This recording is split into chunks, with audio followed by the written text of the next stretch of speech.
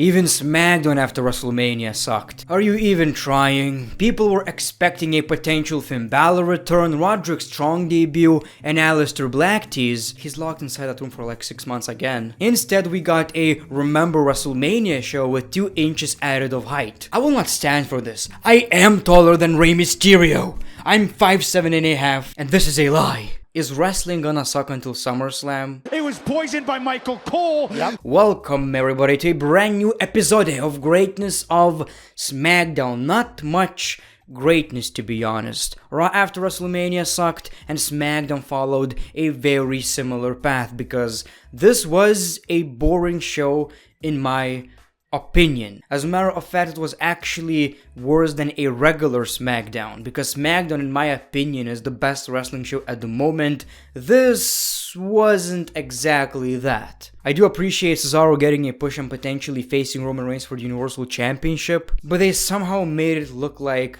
the biggest filler for Roman Reigns possible. It didn't feel like SmackDown after WrestleMania. I mean, where was Daniel Bryan, Edge? That was kind of the biggest question. What's gonna happen next between Edge, Daniel Bryan, and Roman Reigns?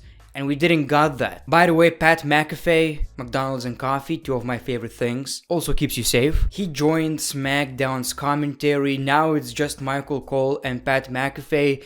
I think he's decent. I just believe this commentary change was really unnecessary. Also, the Thunderdome new stage looks even better with SmackDown's graphics. This looked very beautiful. So people, let's talk about SmackDown and what happened on the show. So of course the show kicked off with Roman Reigns talking about Daniel Bryan and Edge and how he dominated both of his opponents at WrestleMania. He mentioned how 2 of these are potential Hall of Famers. As a matter of fact, Edge is a Hall of Famer, but they're not Roman Reigns. And at this point, who can stop Reigns?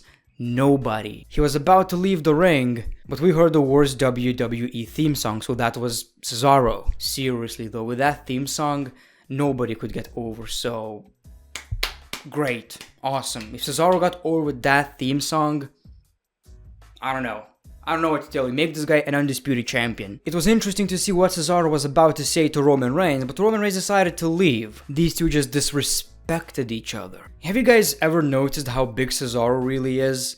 Like, when you imagine Cesaro, you know he's a tall dude, but not this tall. He has to be one of the biggest dudes on the roster. Give me a couple of inches, man. I hate being short. So we just saw a potential new WWE rivalry for WrestleMania Backlash. And honestly, that match would be absolutely amazing. The story itself does have potential, but it would be one of these Kevin Owens versus Roman Reigns type of storylines because it's very obvious that Cesaro is not gonna take that championship. If he will, I'll be shocked. But I won because it's not gonna happen. Cesaro challenged Roman Reigns to a match, and we were waiting for an answer. Paul Heyman says Cesaro will face the main event Jey Uso because, of course, which is fine, I guess.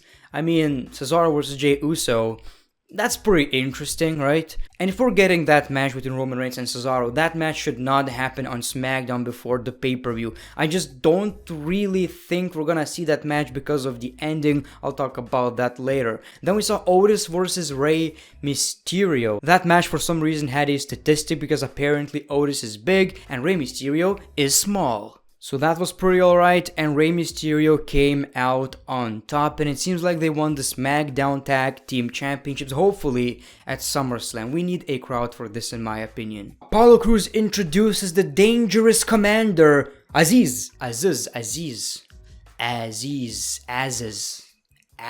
don't know, Aziz. Yeah, that's a weird gimmick, but it's kinda effective. Apollo Crews and Aces basically make a point that if you come for that Intercontinental Championship, well, think again. Damn, I wish they never changed the Intercontinental Championship. I just can't get used to it. Then we saw Sami Zayn being angry at both Kevin Owens and Logan Paul. The WWE Universe and Kevin Owens brainwashed Logan Paul. Sami Zayn was screwed at WrestleMania. Then we saw Sami Zayn versus Kevin Owens, which was pretty alright. Obviously not as good as the WrestleMania match, but still pretty okay. Okay, the match ended in a countout because Sami Zayn left the match, but then Kevin Owens catches him, we got his stunner, and that's how it ends. I wouldn't mind seeing Logan Paul in the WWE again because I've seen a clip of his podcast where he basically really showed a lot of respect for the WWE. I don't know the context, maybe someone said it was fake, and Logan Paul basically said, it's real, like this shit hurts. These people are here killing each other. So he basically showed a lot of respect for the WWE and even said that the stunner really hurt as well. I mean, yes, that was one hell of a sell. Like I've said, this show to me was basically, remember WrestleMania? Well, here's a little reminder with barely anything new. We saw the Street Profits introducing us to Bianca Belair, the new SmackDown Women's Champion. The title looks really good on her, and she's proud to be the new SmackDown Women's Champion. She praises Sasha Banks. You know, they both made history, but she came out on top. And Sasha's angry. Where's the fake laugh now, Sasha? Huh? Where's the fake laugh, damn it? You know what makes Sasha Banks the biggest heel in the WWE? You guessed it, the freaking laugh. So then we saw the Street Profits versus Dolph Ziggler and Robert Roode for the SmackDown Tag Team Championships. And like I've said, the SmackDown's Tag Team division is really good lately. This was no exception, a very good match. The best match of the night by far. Ziggler and Roode retained the championships with a very nice zigzag. So apparently Ziggler is using the zigzag again, which is okay. I mean, he's still using the super kick, so that's fine because I believe, honestly, super kick is not an original finisher. Obviously, you will always think about Shawn Michaels, but it really suits Dolph Ziggler. I really got used to it, but I wouldn't mind seeing both zigzag and super kick being used as finishers. So they retain the championships, and this tag team is really good. Like, it really grew on me. You saw Natalya versus Shayna Baszler. Shayna Baszler got distracted, so Natalya won the match. We saw a brawl. Who honestly gives a crap? And of course, in the main event, we saw Jey Uso versus Cesaro. I mean, this didn't really scream main event of SmackDown to me. I wouldn't mind that match, but just because you're called main event Uso doesn't mean you have to main event every damn show. One thing that I don't like about the WWE, and that happened always, it will always happen, it will never change, is, okay, for example, Roman Reigns, one of the top dudes in the WWE, probably the most dominant WWE wrestler of all time, right? Never loses, overpushed, beats everyone, turns heel, needs Jey Uso and Paul Heyman, cheats all the time, like, come on. It's Roman Reigns, and it makes no sense. I mean, as a heel, he probably should use Jey Uso, it makes sense, but for the sake of a good show, they're really overdoing it in my opinion. I like Jey Uso, one of my favorite superstars right now, but he's basically being used to lose to everyone for these people to get to Roman Reigns. This match ended in disqualification because we saw Seth Rollins, someone who lost against Cesaro at WrestleMania, and he says, it's not over until I say it's over. So this storyline is continuing. Cesaro just challenged Roman Reigns. I don't know what's gonna happen. Perhaps a triple threat match.